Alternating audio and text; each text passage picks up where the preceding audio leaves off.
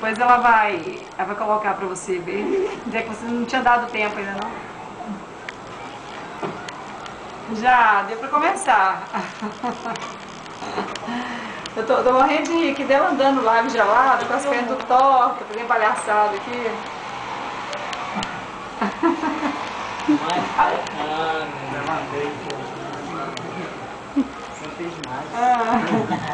Pois é, morrendo de medo aqui. Mostrou você rapando gelo. A sua... pode falar. É, com certeza. Sou Zé tá correndo da filmagem. Ô, querida, você não trouxe o carro. Aí depois ela pegou o pai, falando que era o dia todo, que tá cansada, as palhaçadas.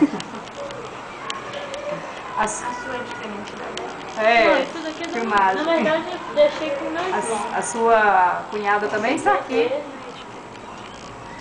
Está. Esteve um tio seu que também muito divertido, contou umas piadas para nós. Isso, a gente divertiu muito com ele.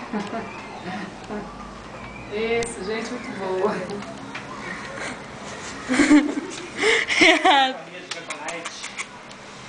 Tá com o cavalo, Cristiano. Ai, nossa. Mostra a situação agora com quem tá gente... atrás. Com quem ele tá atrás. João tá aqui em volta aqui. Levanta, senta, tá aqui se remoendo aqui. Esperando que ela vai decidir.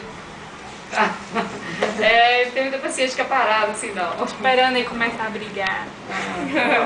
Oi. Tá bom. Falou então.